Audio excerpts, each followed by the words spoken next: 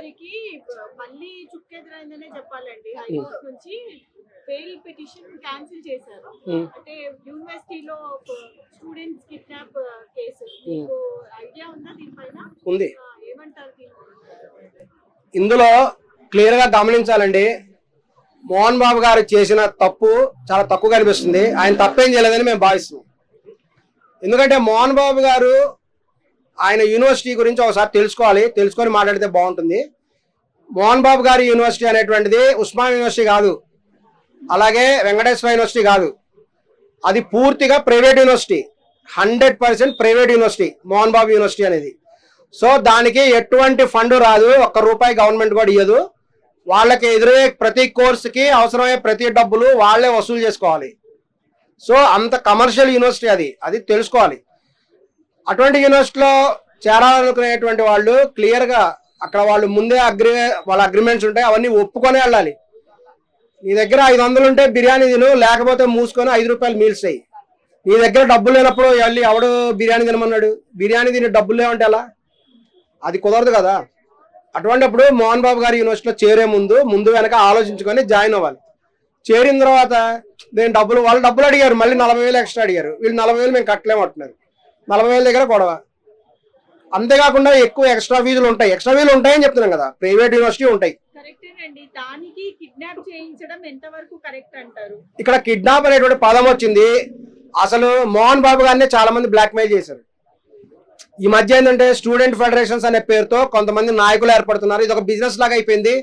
వీళ్ళు వెళ్తారు, అక్కడ కూర్చుంటారు, రోడ్డు మీద గోల్ చేస్తారు, చివరికి వెళ్ళేసి మాకు ఇంత డబ్బులు అని అడుగుతారు.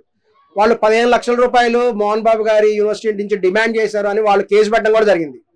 ఇటువంటి పరిస్థితి బయట ఉంది. బయట ఏంటంటే ఏదైనా ఉద్యమం లాగా చేయడం, ఇంటి ముందు వచ్చి గోల్ చేయడం, లేకపోతే ఇటువంటి రాస్తారోకాలు చేయడం, వెళ్ళి అడిగితేనేమో మాకు ఎంత డబ్బులు ఇస్తావు. ఈ నాయకులు, రాజకీయ నాయకులు అనేవాళ్ళు, కొన్ని కుల సంఘాల నాయకులు అనేవాళ్ళు, కొన్ని రకాల సంస్థల వాళ్ళు, ఇది ఒక బిజినెస్ లాగా తయారైంది. మరి మోహన్ బాబు యూనివర్సిటీ ముందు వాళ్ళకి ఏం సంబంధం? అసలు ఎస్ఎఫ్ఐకి మోహన్ బాబు యూనివర్సిటీకి ఏం సంబంధం ఉందా? వాళ్ళ యూనివర్సిటీలో ఎస్ఎఫ్ఐ అనేటువంటి సంస్థకు అసలు అవకాశం ఉందా?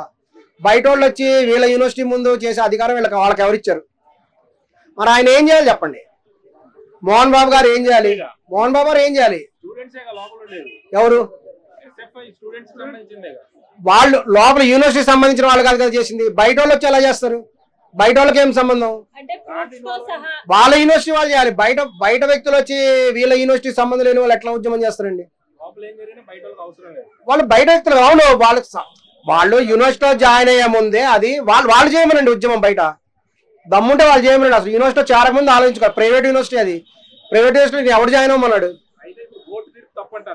ఎవరు? కోర్టు తీరు తప్పనట్లేదు. ఇంకా వాళ్ళు ఏంటంటే అతను వాళ్ళకి చెప్పాలనే ఉద్దేశంతో తీసుకెళ్లారు. అది కిడ్నాప్ అని కూడా అయింది.